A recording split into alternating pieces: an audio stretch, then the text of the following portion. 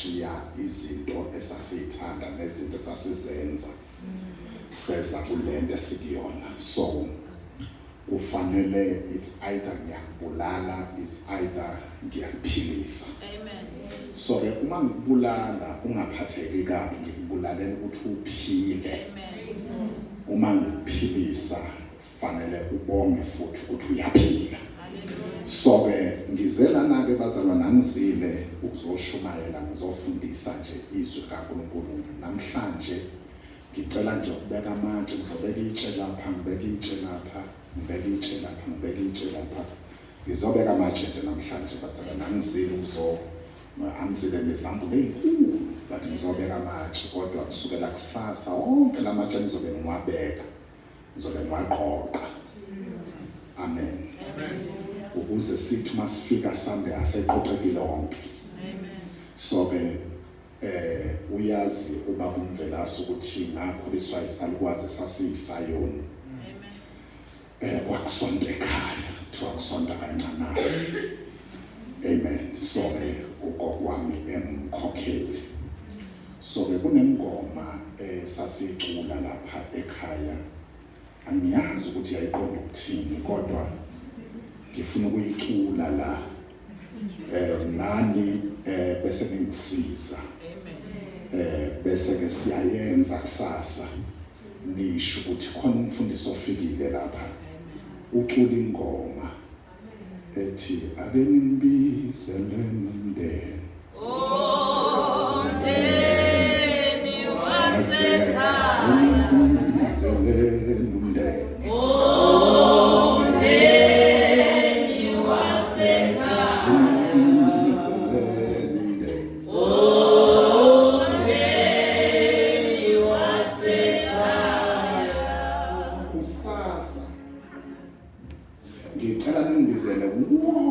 waleli bandla. Ya ningizwe nalaba sebahamba, nabo laba sebahamba. Labo ngazi noma bahambile noma bakahambi. Nalaba asabahamba, nalabo usho nje ukuthi sicela usivakashele kule weekend nje. Kule weekend ngifuna umndeni. Ake nimbizele nomndeni.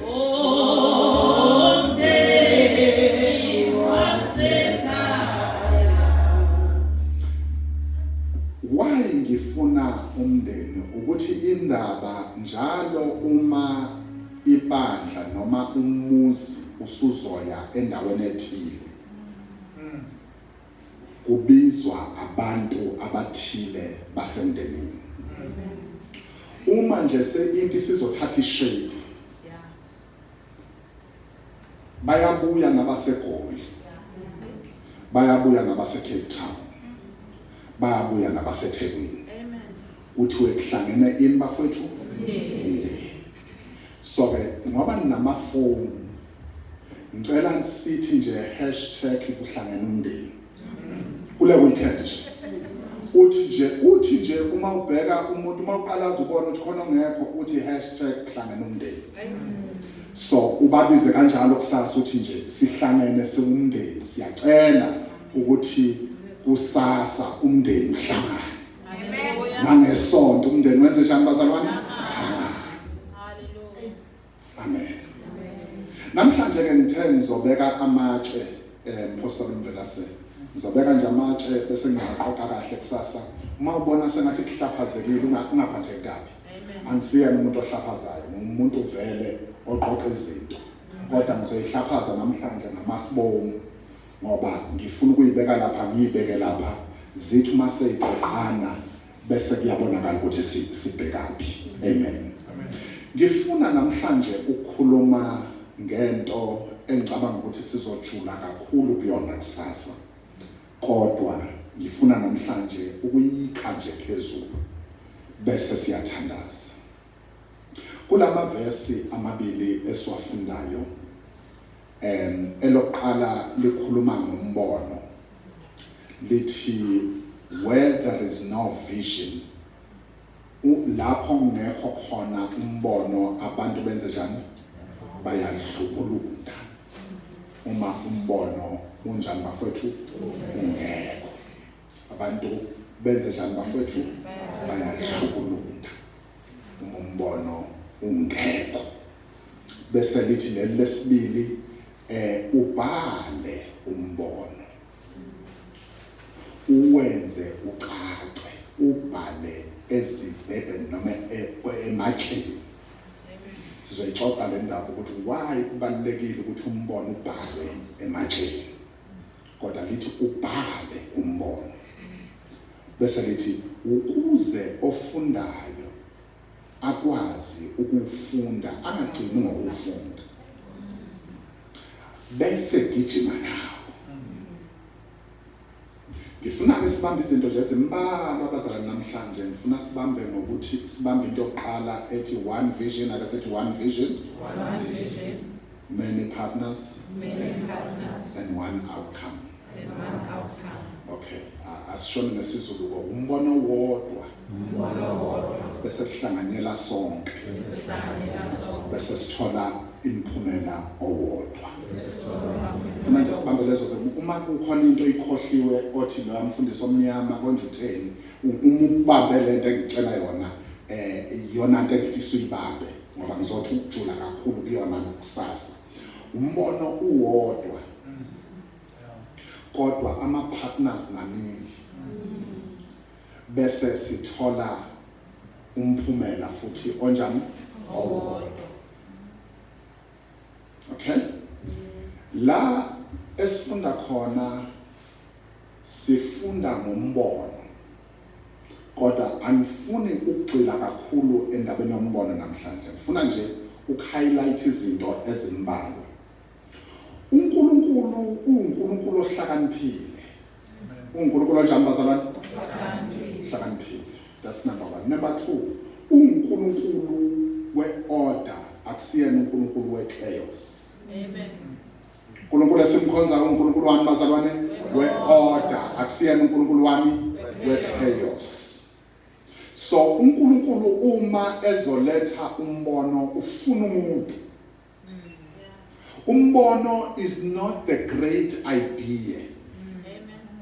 Awuvuke ekseni usuthi yazi ne-idea ne-opinion, nginemcabango nje omuhle. Umbono is not that. Umbono ukhuluma ngama-generations. Umbono ukhuluma ngekusasa.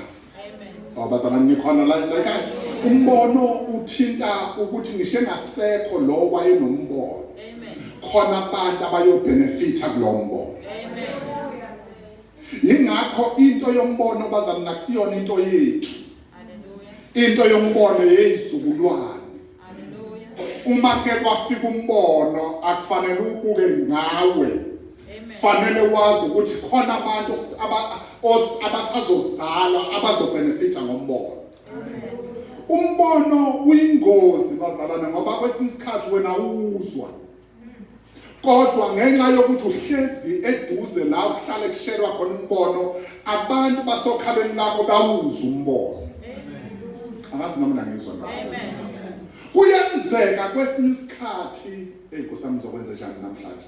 Kuyenzeka kwesinye isikhathi uthola ukuthi khona izinto eziresist umbono, khona izinto engafuni ukuzwa umbono, kodwa ngenxa yokuthi uhlezi la kushelwa khona umbono, izizukulwane nabantu abasokhalweni lakho bethi siyayizwa lento ekhulunywa lapha noma singakazali. Awunyangizwa bazalwane?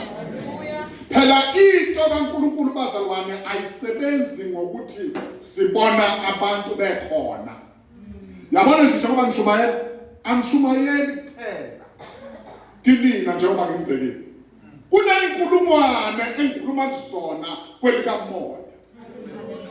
Ngiyangizwa bazalwane. Lezo nkulungwane ziyangizwa njengoba sengifikile la.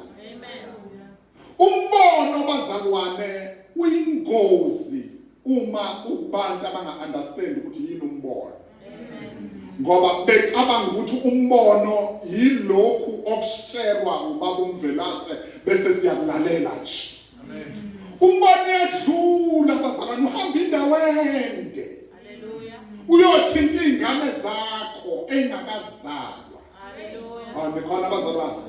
Nikhona.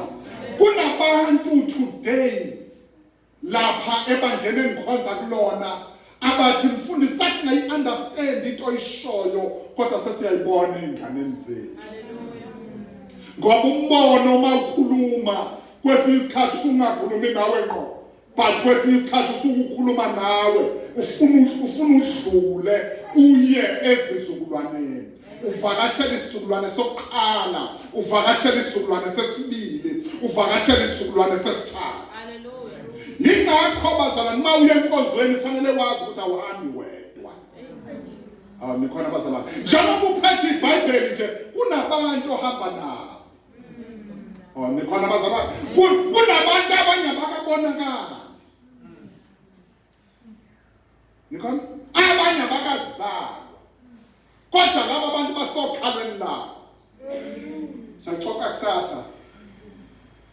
kusasa, nizoyibona bazalwane. Lapho indoda yake yanikela ishumi. Itshela ukuthi yona inikela ngoba kusesontweni. Kanti ayazi ukuthi uLevi osokhalweni lakho seyanikela. Niyangizwa bazalwane? Khona into ocabanga ukuthi uyayenza kanti awuyenzi. Awuyenzeli wena, usuyenzela izukulwane. Khona ukukhonza bazalwane, ongesikhona ukukhonza.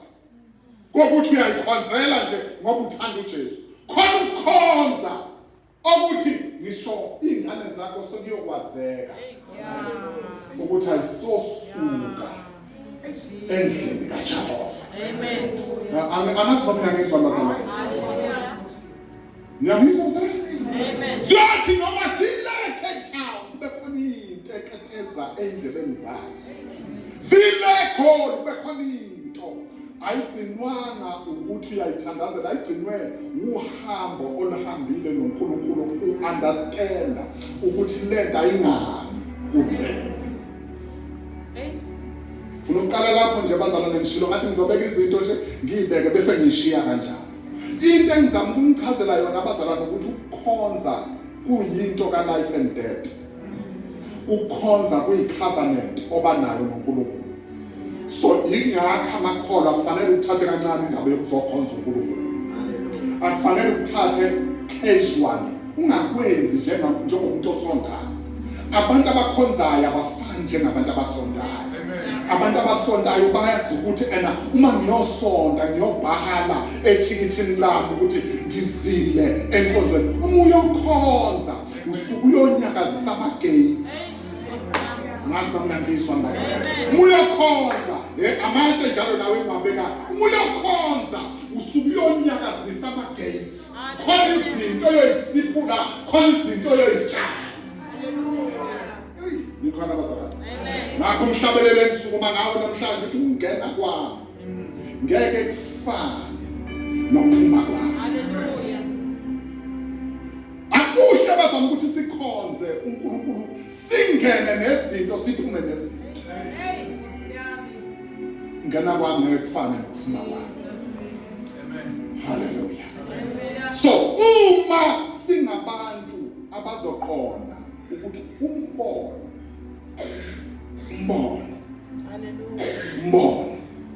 unikeza umuntu kodwa kusiwona umuntu. Amen. Owabantu. Haleluya. Abazalwane ngiyangizwa ngithini? Haleluya. uNkulunkulu enikeza umuntu umbono usuke eqonda abantu, usuke engaqondile umuntu. Haleluya. Ngicela ukuphinda ngithi uNkulunkulu udila nomuntu, abambe iconference nomuntu. Amen. Kodwa engaqondile umuntu. Inhloso yakhe ukusiza abantu. Haleluya. Abazalwane. So abanye bazi uma edila nomuntu udila nomuntu, umuntu akhala yedwa ehlane kanti akakhaleli emkhalela abantu. Ngiyangizwa bazalwane. Mangangizwa hambani yobuza uMoses. uMoses uthathwa uNkulunkulu uyehlane, uNkulunkulu yobamba iconference naye. Haleluya. Ngithi ngizofundisa la kuyashumayela. Benda ipulpit likamvelase nesimo sokushumayela. Nesimo sokushumayela. Bona ngamsengigibele efini likamvelase. Kulungile kodwa namhlanje ngoba ngibeka manje. Haleluya. Nikhona bazalwane? uMoses uhlezi ulusizimvu zikaJesu. Lithi And lo muntu njengoba elusizimvu balekile, remember. Ubona into angayazi ngokwe-science yaseGibhithe. I-science yaseGibhithe, remember uMoses wafunda okuphezulu because wafunda kanye ney'ngane zase-palace. So Moses waye-understanda i-science. Waye-understand ukuthi isihlahla sivutha. Lesi sihlahla esivutha ufanele sishe siphele. But uthi umebuka isihlahla sivutha. Siyavutha isihlahla kodwa sipheli. Andikhona basabani. Then uNkulunkulu ngoba uNkulunkulu azokunikeza umbono uqala draw your attention. Hallelujah. Uyandiswa basabani. uNkulunkulu ngeke akwazi ukunikeza umbono usesixukwini. uNkulunkulu ameza ukunikeza umbono uyakhipha esixukwini. uNkulunkulu uyakhipha esixukwini, bese khipha esixukwini. Akubonisa izinto ezizodraw your attention. Because awukwazi ukubona izinto ezikaNkulunkulu uphakathi kwesixuku. Moses ngiyayibona lento. But iyayidida ingqondo. Hayi ushalo uNkulunkulu. Umese funa ukusebenza. Kuba sengathi lento ayicaci kahle. Kanti ufuna your full attention. Wathi lithi Bible wathi uyasondela wathi no lento ngiyibona kahle awuthi ngisondele kanti usenikeza i-attention isihlahla. Nikhona bazalwane. And lesihlahla asondela kusona akusona nje isihlahla ukhona uNkulunkulu kulesi sihlahla. Ayisondela uMoses. Hey bazalwane umesondela kwaphuma izwi laphuma esihlahleni. Lithi lezi Moses una le ndawo obusumkuyona manje singcwele umule embatataza. So xoxa ngelinye la ngasiyekela abashumayeli le. Ngoba indaba enkulu le. Umule embatataza zakho. Lithi iBhayibheli uMoses waba converted ngenxa yombono. Ngoba umbono bazalwana usuwona umbono uma ungeke ushintshe wena owuthwele. Nikhona bazalwane? Wathi uNkulunkulu Moses angikwazi ukukusa kubantu ungesona isihlahla esivuthayo. Ngifuna uma ubona lesi sihlahla esivuthayo wazi ukuthi akusona isihlahla esivuthayo uwe ovuthayo. Nikhona bazalwane? Nami phela uMoses esehambe eyotshena ama-elders. Uma efika ama-elders ayabaleka athi no Moses mana kancane abantu angeke bakwazi ukuzwa thina sizohlanganisa abantu sibaxoxa because abantu abezukwazi ukuyizwa lento eyishoyo ngamanye amazwi akaqali ngokuyotshena imhlambi yabantu kodwa utshena abantu abathile ngombono. Umbono ufanele uunderstand abantu abathile. Nikhona bazalwane? Umbono ufanele uunderstand abantu abathi lithi iBhayibheli lamadoda ahamba ngena emzaneni nasemzini atshena abantu ukuthi kusasinoMoses. Oh Lord, angiyangizwa bazalwane. Atshena abantu athi sasinoMoses. Webazalwane ngicela ukunitshena bandla lakithi especially leli bandla elibonakala njengebandla elimnyama. Asinayo inkinga ngombono, sinenkinga ngabantu abazotshena abantu ngombono. Nikhona bazalwane? Nikhona bazalwane? Izintshumayelo zethu zinamandla kakhulu, zishoda ngabantu abazotshena abantu ngombono wethu. Afika amadoda athi sesinoMoses. Indoda ezosikhulula. Hallelujah. But uNkulunkulu wenzeni? Uthatha uMoses wam-exclude. Wathatha uMoses wam-separate. Wathatha uMoses wamenza waba excluded from bonke abantu. Why? Ukuze kusizakala abantu. Remember, uma ekhuluma uNkulunkulu noMoses akasho ukuthi Moses abantu bami ngibazwile. Uthi ngizwile ukukhala kwabantu bami kwaIsrael. Ngehlile ukuzobakhulula. But ukubakhulula ngidinga wena Moses. Because uNkulunkulu abezosebenza bazalwane, ngifuna ukuqala la. Akasebenzi ngebandla. usebenza ngendoda ayiconvincile ayiconferencile ahlale nayo wayiphazamisa amaplani akhe. Ngizonitshengisa abazalwane ukuthi awukwazi ukukhonza kahle ungaphazamiseki uma ukhonza endaweni yomuntu owaphazamiseka ngesikhathi lethu umbono. Nikhona abazalwane, awukwazi ukukhonza kahle ungabi ngcwele kumuntu owabangcwele. Leli gama lithi ngcwele lisho ukuthi kuba separated, lisho to be separated, to be set apart. Ngiyabona leyo ubungcwele eniyikhulumayo, ngiyabona leyo ubungcwele ukuthi angijolisi angibhema ngiphuzi. Ngiyabona lobo ubungcwele lisho ubungcwele usho to be set apart, lisho to be separated, lisho ukuhlukanisela ukukhonza. Igama elithi holy lisho, ngiyayibona le ishoyo wena, ngisho igama elithi holy lisho ukuthi you are separated for ukukhonza. Nikhona bazalwane? So Moses was separated ukuze akwazi ukuthi ahole abantwana baka-Israyeli abase eKhanani. Kwadingakala ukuthi uNkulunkulu enze sure ukuthi yabona ngihambe ngisho namanothi ami ngibeka amatshe. Nikhona bazalwane? Kwadingakala ukuthi enze sure uNkulunkulu ukuthi uyamseparate, uyamkhipha phakathi kwabantu, uyamkhipha phakathi kwesicubu, ukhuluma naye ehlane. Nikhona bazalwane? Uthi uzokwenza into engakaze yenzeke ukuthi igqila uyitshene ukuthi ziya ezweni lesethembisi. Bazalwane, abantu akade bephila ngokuthi bathi hand to mouth, kuthiwa bazoya ezweni loju nobisi. Bazotshelwa indoda, nale ndoda nayo iphila nje abayazi ukuthi le ndoda izothini, but ibatshela izwi lokukholwa. Ngoba umbono mawufika bazalwane, awufikeli kuphela ukuthi sizosonta, ufikela ukuthi uzoshintsha nenhlalakahle yethu. Nikhona bazalwane? Khona abantu abazosebenza la. Ngoba khona abantu abazokhethwa phakathi kwabaningi ngenxa yokuthi basekubonweni. Nikhona bazalwane? Nowa wanikeza umbono kodwa kuthiwa uzosave isizwe. Namkhumbula uNowa basana sephathelwe banikeza umbono kuthiwa yakho umkhumbi, lo mkhumbi uzosiza abantu kodwa unikeza umuntu oyedwa kuthiwa yakho umkhumbi. Nikhona basana? Ngoba uNkulunkulu usebenza ngomuntu bese funa abantu ukuze kube khona i-outcome eyodwa.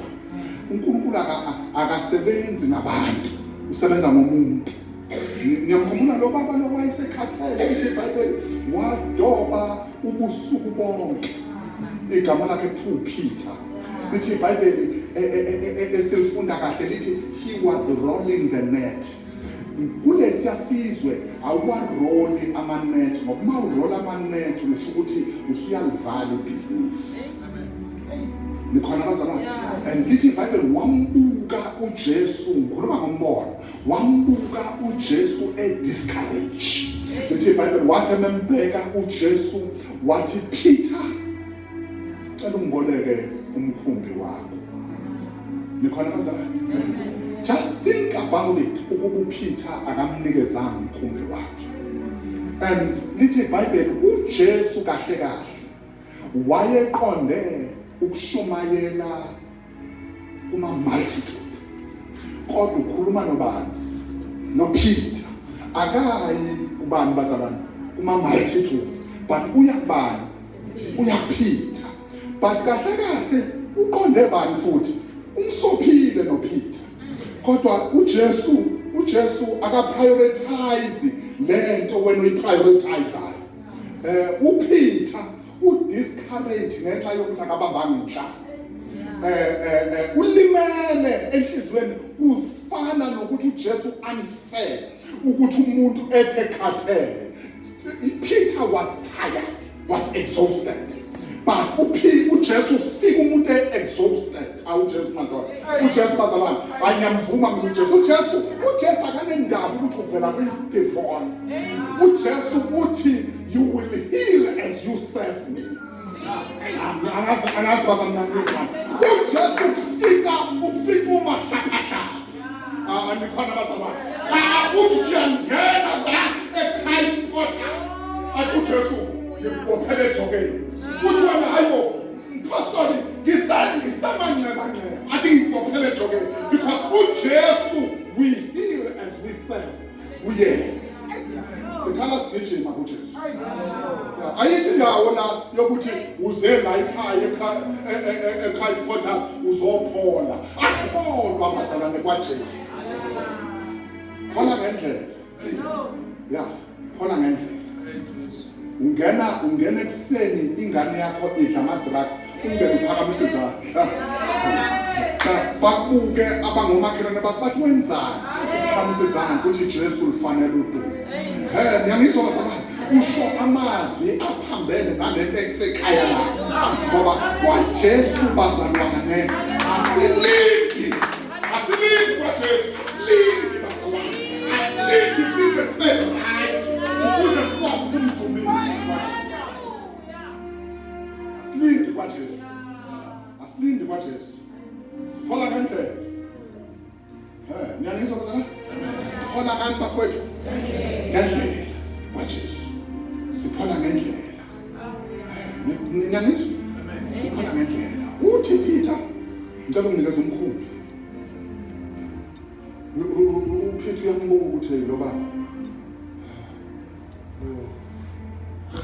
uthini uthi futhi Peter into ezokwenzakala wena uzomdrivela nomkhumbi awuJesu njani ngifuna ukuyotshela inkosikazi ekhaya ukuthi ngiyekile lento wena ngiyambambezela ukuthi angidrive futhi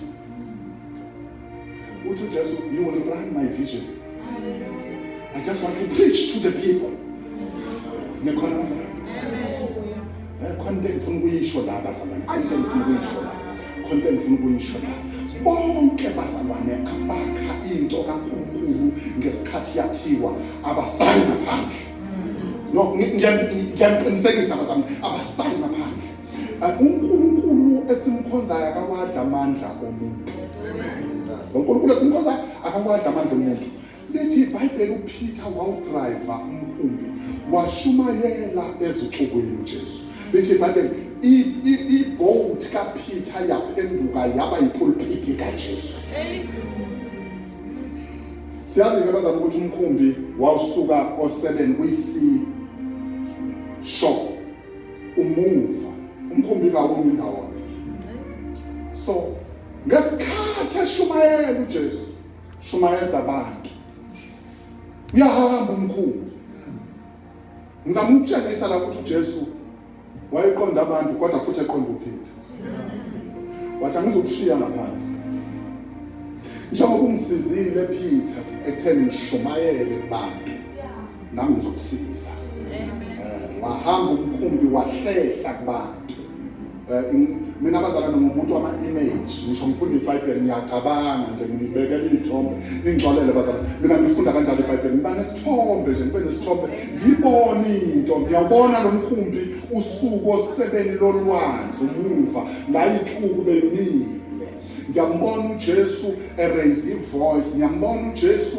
esephakathi nolwandle iphimbo lakhe selingasafiki ejubini ngiyambona uJesu manje usethi hayi alisafiki manje ejubini ngikhatheleke manje zixuku Peter senginawe uthi uJesu Peter how is your business ake sibayeke manje abeyixuku sesibashumayezile but now ngibize wena Peter ngikubize ngento yakho ukuthi ukwazi ukungiseva ngayo manje sesinawe sekuyimina nawe wathi Peter we have told the whole night nikhona abazalwane sishikashikile ubusuku bonke futhi ayikho into esasingayenza manje Jesu nenhlanza ibanjwa ngalesi season wathi Jesu hayi Peter kulungile mina senginawe hallelujah bazalwane wasala uJesu noPeter ixuku sezikude sekusesele nobantu bafowethu noPeter uthi uPeter sishikashikile ubusuku bonke asibamba ngalutho uthi uJesu khonza amanethi uwakhonza lejubile ubambe izinhlanzi eziningi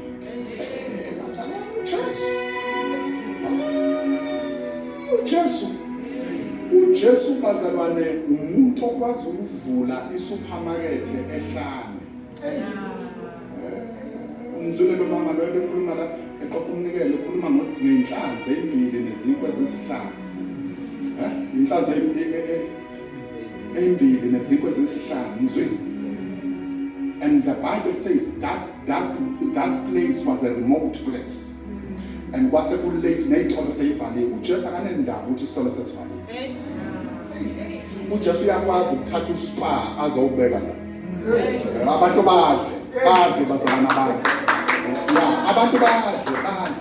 Wena unenkinga yokumkhola uJesu, but uJesu uyakwazi ukuthatha uspa azombeka ogwadule. Nikhona bazalwane avula uShoprite ogwadule. Nikhona bazalwane badla abantu. Wabahlalisa phansi abantu uJesu wathi abahlale phansi bahlale nama-100 ngama-50 ngamamazi ukuthi angikwazi ukureleasa my blessing in the chaos. Uma ngizorelease isibusiso sami I need i-order. Phela lo muntu asimkhonza umuntu we-order angikwazi ukureleasa ngaphambi kokuba abantu ngibanikeze izinto abahlali ne-order. Ngifuna ukubabona abaka-50, ngifuna ukubabona abaka-100, ngifuna ukubabona abaka-1000. And yazi uzamkutsho ukuthi wena uphethe abaka-50, that's your capacity. Nawe uphethe abaka-100, that's your capacity. Nawe uphethe ngamanye amazwi ukuthi angifuni ukukunikeza izinto engaphezulu kwabantu abaphethe. Nikhona bazalwane. Peter, how is your business? Lithi Bible mesebanga uPeter inhlanzi zabaningi kakhulu zaqabula amanethi and lithi Bible akakwazanga ukuthi agcine inhlanzi eyedwa. Lithi wabiza the partners wathi bafowethu sihlulekile kodwa ngicela this time ngenxa ukuthi uJesu senze imiracle yokuthi ngibambe ngizocela nisondele nizongibambisa naye. Bazalwane ngiyabona bazalwane umuke waba exposed to embonweni God giving vision operator kwi-abundance. Nikhona bazalwane operator kwi-abundance. Nathi into mhlambe enye okufanele ngiyibeke emvelasi yile yokuthi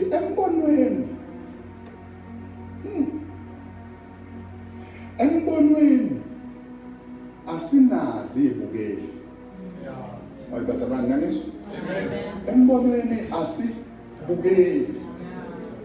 Ngizoqoqa lezinto kusasa ngishilo ngathi ngiyabeka ngizoqoqa kusasa. Embonweni we don't have spectators. Embonweni we have participators. Ngithi bazalwane nina ngithi embonweni we don't have spectators. We don't have abantu abahlala kuma-grandstand bashaya izandla. Nikhona bazalwane akukuhle ukuthi ube ingxenye yebandla kaNkulunkulu ubuke nje umbono ukuthi wazi wamuhle umbono wase-Christ Potter's Power Ministry, because ukucelebrate umbono akusho ukuthi uzo-advance. Lo mbono kuzo-advance bazalwane udinga abantu abazo-participate. The joint operators. Abantu abathi we will do sizokwenza a shared responsibility. Ngamanye amazwi bazalwane ngibeka amatshe njalo ngibeka amatshe ngiwaqoqa lamatshe ngithi lana bazalwane ungena awungeneli ukuzoba isibukeli. Abantu abasibulalela umbono abantu abayizibukeli kanti basembonweni. Nikhona bazalwane abukele umuntu aze afane nento ayibukelayo. ke babona abantu egroundini uze umbone ukuthi yabona indlela abukela ngayo egroundini useyisibukeli igama lakhe sekuyisibukeli ubona ukuthi lento yokubukela imenza angabi ingxenye ngampela yalento eyenziwayo nikhona bazana wakwambona umuntu lisendlini emiyedwa thina sihleli phansi ilento yenze egroundini umuntu emesebukele wazi wakweqa umbona isemile dunyelwa yikhanda ngoba ithini yakhe iyadliwa dunyelwa yikhanda kube khona abantu abangangemuva bethi awuhlale phansi ukubukela ku-dangerous bazalwane ngoba ukubukela kusho ukuthi kukhona into ongayenza embonweni but uyadecide ukuthi ungayenzi mfundisi ngithi ukubukela kusho ukuthi ikhona into ongayenza embonweni kodwa wena uyadecide ukuyi-exclude embonweni kodwa usembonweni ngicela ukusho-ke ngibeke nje itshe ukuthi exclusion is sin ungawavumeli amademoni adlale ngawe ethi wena awuqualify basembonweni ngoba uma uyi-exclude ushayela abantu abathile izandla futhi umbono bazalwane uyingozi ngoba kukhona abantu othola ukuthi basondela embonweni bawujwayele umbono babe familiar lento esiyibiza nge-spirit of familiarity bawujwayele umbono benze anyhow eduze kombono nikhona bazalwane ingakho noma liseli mina ngiyayikhulumela-ke bafowethu lento engiyikhulumayo futhi iyona eshintsha abantu ngikhuluma kanje nabantu bashintsha ngempela mina inhliziyo yami isemabandleni ngakho amabandla my heart is for the churches kuyingozi bazalwane ukuthi uthi ukhona but ungenzi lutho embonweni ingozi uthi ukwazi ukwenza izinto mina ngiyabatshela nje abantu esontweni lapha ngithi awukwazi ukuthi sizwe ngaphandle kuthiwe hey khona usimangalo uyisimangaliso lapha ngaphandle kodwa sikubona uyisimangaliso la embonweni sizwe ngabantu nje umdumo wakho ukuthi hayi kahle wena uyisimangaliso kodwa kahle akho simangaliso naso la umbono bazana uswenkelwa ngiyabazi abantu abaswenkayo nesonto baswenke kodwa bangenzi lutho contribution to umbono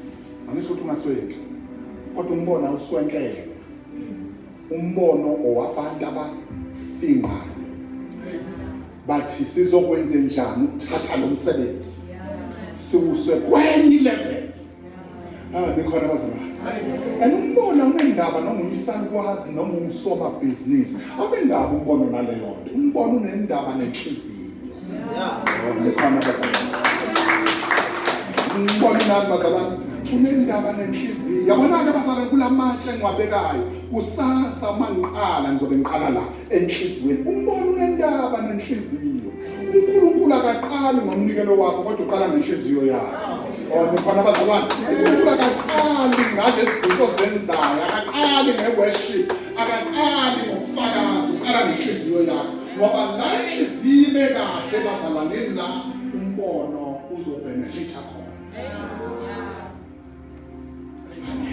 amen kunabantu othola ukuthi basondela eduze kwamfundisi bahlala eduze kwamfundisi bahlale eduze kwamfundisi hayi njengoba behlezi eduze kwamfundisi ngixolele mina phela mina ngiyahamba umvela solo I've been pastoring for more than 20 years. I know what I'm talking about. More than 20 years.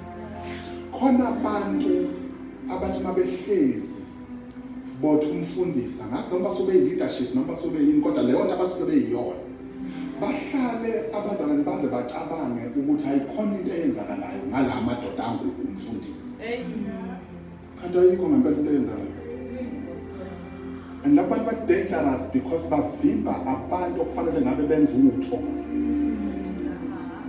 ngenxa ukuthi bangunge umfundisi. Yabona umuntu angunge akunguke umuntu kube sengathi khona into enkulu eyenzakalayo. Abanye futhi uthola ukuthi banemali kodwa bayinikele le mali. Ibandla umfundisi mina sengiyayazi lento. Ufuna ukubona ibandla awuliboni ngokhulu abashanda, awuliboni nethomoya.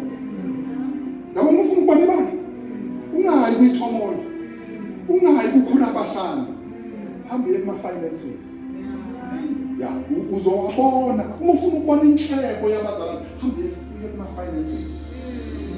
Ya ungaqali nethomoya njengoba bedansa bayeke uma bedansa, hambe uyobheka Nkosi yami. lo dansayo ume kanjani.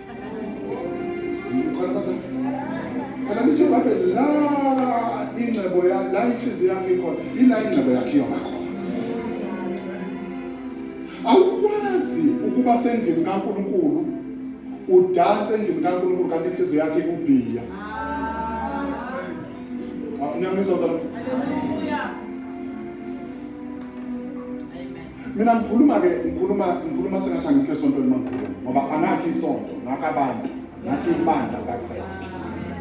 Kunabantu basana amadoda ebengena velase epetroplastic eyongena emafletini epetroplastic ngala avule ngomlomo eyongena endlini yentombazana elechigrosa manje besendlini kaNkulunkulu ubone ukuthi lo muntu uyithatha kancane into kaNkulunkulu kwedlula intombi. Sephendukile. Mina ngitshela amadoda asuke sephendukile ngithi kade wenzani la kade ukhona ingitshele. Lento ucabanga ukuthi ngayithatha emadodeni amtshela athi ngiyifuna sasaqhubeka. Lethi grosa yentombazana ongayiyazi, uphathe intombazana ongayiyazi, uphethe uplastic waSpana, uphethe wakaKentucky ngala awukwazi ngisho ukuvula umnyango. Uma ufanele uvule umnyango kufanele uvule ngomlomo. Ungene lapha usufikile la endlini kaNkulunkulu kube sengathi siyaphazamisa nje uma sithi sekuyisikhathi sokunikela. Indoda yonke ithi mayisukuma ithi yanikela ayikwazi ukunikela 100 rand, just 100 rand. Kodwa uma intombazane nike yathi ngicela imali yekhaya. Khapha kunabazala ngiyakhuluma nje. Ngiyahamba futhi ngidebethele.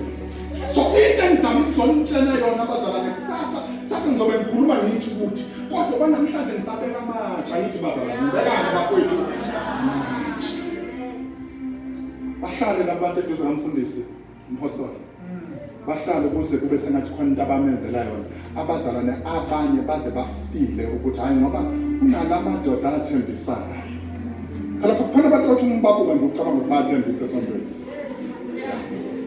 Bona imoto angena ngaye esontweni mina ngatshela isonto ngelinye ilanga likhulu isonto lami ngathi yazi webazalwane abantu abasupporta leli isonto izalukwazi eyihola impression. Ningabanaki kakhulu laba abagqoka amasudu amahle, ningabanaki kakhulu laba hayi ngoba ngilwa nabo. Abantu amabond babanjwe ikweletu yama-installment eyimoto. Lesi salukwazi esihlala ku-one room isona engithola imali yaso every month.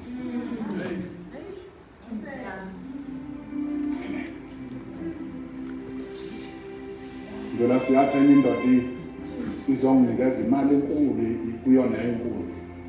Mina yithi imali enkulu. Ayikho nje imali enkulu. Ayiphethe 20,000 athi hawu mfundisi mambala. Sengiyaluleka ngoba mina ngumfundisi. Ngiyaluleka. Ngithi yabona lo 20,000 unginikeza emva ka 10 months.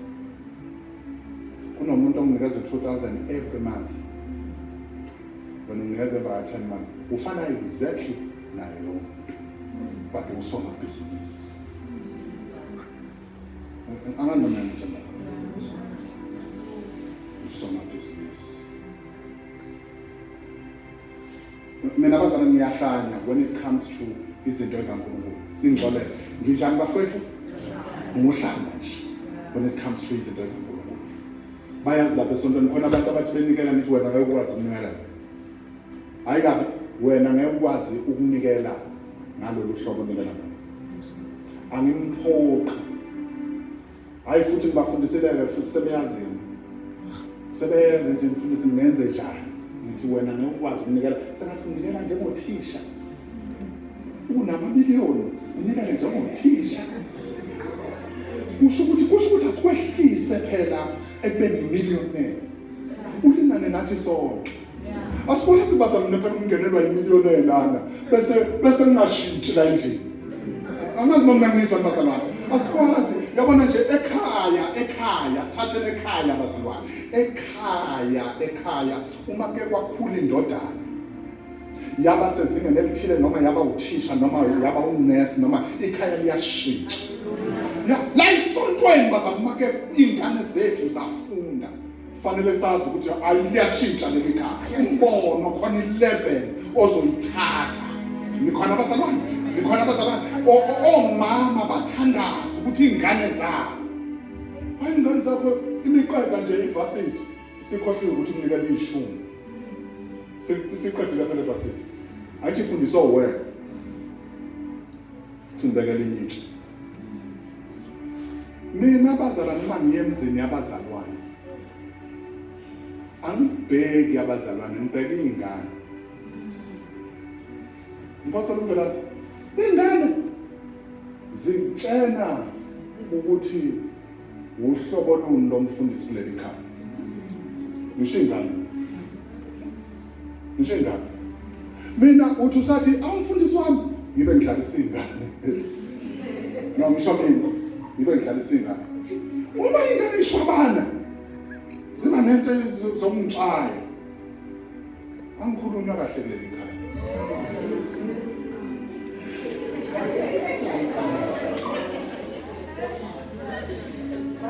Uma umfundisi ngene esangweni kufanele kugijime izingane zalala ekhaya sithi we mama nami umfundisi because umfundisi kuleli khaya nikhona abazalwane mina abazalwane omama amadoda awo angakhonzi ngiye emadodeni abo angingabona ngapha nabo ngiye emadodeni abo ngithi awuba kusibani ukuthi angidropha lapha ngime naye ngithi awubaba ninjalo siyabonga usilethele umama angimbone lo baba ethi hayi baba ngoba umama uyakhonza nami ngiyakhonza ngithi nanso ngibambe kahle but ubaba ukhonza umama ekubeka la ngithi ngiyambingelela vela you must know that awukaka represent umbono ekhaya lakho and leyo ndoda ngeke siyiwine ngisho ngathiwa siyathanda ngeke sikwazi ukuyiwina leyo ndoda umuntu bazana obalekile njengoba nila akusiwena kuba abantu abangekho hayi ngicela ngishilo ngathi ngibeka amatshe ngizowaqoqa kusasa amen abantu abangekho bazalane la yilapha basemsebenzini yabona abantu basemsebenzini ibona ababalekile because when sungenela laba abantu basemsebenzini fanele bethi ukhonza bazalwane angisakushuma izilo umvelasi bese bethi indlela oyiphethe ngayo sesifuna ukuyokhonza la ukhonza khona bazalwane imvuselelo yokugcina kusiyona imvuselelo yamatende imvuselelo yokugcina imvuselelo yasema ofisini imvuselelo yokugcina imvuselelo yakuma corporate la abantu bazophuma la benombono wase Christ Porters Power Ministry bahambe bayo excel emsebenzini imanager uyibona ingena ephethe umzalwane wakhe Mvelase awuyishumayezana bathi shumayeze inkambo yale ntombazane efika ngesikhathi emsebenzini ayitshontshe izinto zasemsebenzini iphila inhlobo ethile yevangeli ukuphila kanjalo ku-advansa umbono waleli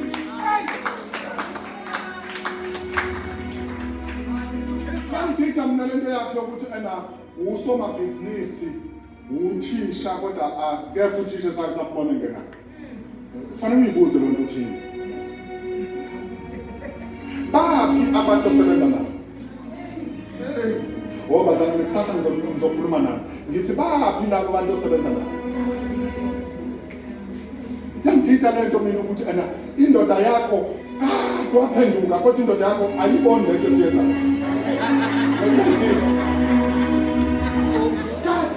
Kwaphenduka indoda yakho namanje isakudroga enkozweni namanje. Fanele fika isikhathi. Fika isikhathi. La indoda khonithi sebase ngiyangena namhlanje. Ngiyangena namhlanje. Asukuma umama wathi mina ngendlu yami. Siyamkhonza uJehova. Ubona bazalwane awuyikhonzeli wena. Awuyikhonzeli wena. Ngisosho njalo bazalwane awuyikhonzeli wena. Ukhonzela nabantu abakubukayo nabantu. Awu Nkosi yami. Nalabo bathuka baze bangene. Nikhona bazalwane? Kulisizwe sanda ngene lapha esontweni. Ithe sasemlwisa nomfundisi semlwisa kufanele athwale isayidi. ANC Youth League. Sithi hayi lo mfundisi fanele athwale isayidi. But ngicela ukuthi ngishumayela kwi-40th birthday yakhe ngikhonza namanje. Ifakaza. Ithi sasinayibona le. But manje sasiyayibona. Bazalwane leli vangeli esilishumayelayo akusilona la esontweni. Ngeke kube usawoti. Ngeke kube usawoti. Bazalwane leli vangeli esilishumayelayo elalapha emsebenzini.